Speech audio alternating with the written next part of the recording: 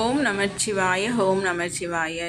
மாதந்தோறும் வரும் சிவராத்திரியை விட இந்த மகா சிவராத்திரி ரொம்பவே விசேஷமானது. சிவனுடைய நம்ம முழு அருளை பெறுவதற்கு இந்த மகா சிவராத்திரி ரொம்பவே விசேஷமான முக்கியமான நாளாக கருதப்படுகிறது. சிலர் பார்த்திங்கன்னா நைட்டு முழுக்கவே கண் முழிச்சு விரதம் இருப்பாங்க. சிலர் வெறும் பூஜை மட்டும் செஞ்சுட்டு தூங்கிடுவாங்க.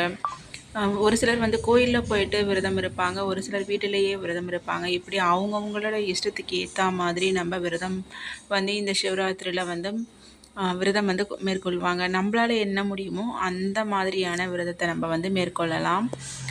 இதில் பார்த்திங்கன்னா தீப வழிபாடு ரொம்பவே அவசியம். நம்மளுக்கு என்ன பிரச்சனை இருக்கோ அந்த பிரச்சனைக்கு ஏற்ற மாதிரி எத்தனை தீபம் ஏற்றினால் என்ன பலன் அப்படின்றத இந்த வீடியோவில் பார்க்க போகிறோம். வாங்க பார்க்கலாம். சிவராத்திரி அன்னைக்கு நம்மளுக்கு என்ன பிரச்சனை இருக்கோ அதுக்கேற்ற மாதிரி ஒரு பொருளை வாங்கி கொடுத்து அதற்கேற்ற பலனையும் நம்ம பெறலாம். அதே மாதிரி சிவராத்திரி அன்னைக்கு நெய் தீபம் இல்லைன்னா பார்த்திங்கன்னா நல்லெண்ணெய் தீபம் ஏற்றுறது ரொம்பவே நல்லது. நெய் மற்றும் நல்லெண்ணெய் சுத்தமான நல்ல எண்ணெயாக இருக்கணும். நம்மளுக்கு அதிகமான கடன் இருக்குது அப்படின்னா அந்த கடன் பிரச்சனை தீரணும் அப்படின்னா 9 நெய் விளக்கு ஏற்றி நம்ம சிவபெருமானை வழிபடும் போது அந்த கடன் பிரச்சனை எல்லாமே தீரும் அப்படின்ற நம்பிக்கை இருக்குது. நம்மளோட கர்ம வினைகள் எல்லாமே தீரணும் அப்படின்னா 8 அகல் விளக்கு ஏற்றி நம்ம வழிபடும் போது நம்மளோட கர்ம வினைகள் எல்லாமே தீரும் அப்படின்றது இருக்குது.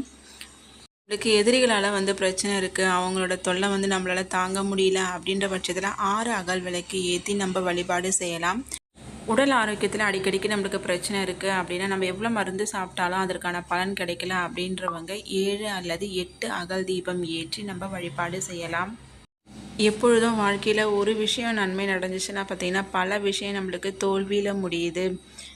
ஒரு படி ஏறினா நான் 8 படி சறுக்குது அப்படின்னு சொல்லுவாங்க. அந்த மாதிரி நம்ம வாழ்க்கையில் ஒரு நிலையான முன்னேற்றமே இல்லாமல் ஏற்றத்தாழ்வு அப்படின்ற சுச்சுவேஷன்லேயே நம்ம இருக்கிறோம் அப்படின்னா அந்த நிலைமை மாறுறதுக்கு பார்த்திங்கன்னா இந்த மகா சிவராத்திரியில் சந்தன பொடியையே வாங்கி கொடுக்கும்போது சுத்தமான சந்தன பொடியை வாங்கி கொடுக்கறது ரொம்பவே நல்ல விசேஷமானது. சிவபெருமானுக்கு பார்த்திங்கன்னா அபிஷேக பொருளை விட இது மாதிரி சந்தனத்தை திலகமாக வைக்கிறதுக்காக வாங்கி கொடுக்கறது ரொம்பவே நல்லது. நம்ம சுத்தமான சந்தனத்தை வாங்கி இழைச்சி அதுவை கூட நம்ம எடுத்துகிட்டு கொடுக்கலாம். அதை கூட நம்ம பொடியை எடுத்துகிட்டு கொடுக்கறது ரொம்பவே நல்லது. சுத்தமானதாக இருக்கணும்.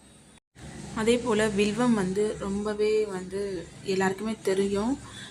இந்த நாளில் வில்வம் கொடுக்கறது ரொம்பவே நல்லது. அதோட மஞ்சள் நிறத்தில் இருக்கக்கூடிய வாசனை மிகுந்த மலரையும் சேர்த்து வாங்கி கொடுக்கலாம், ரொம்பவே விசேஷமானது.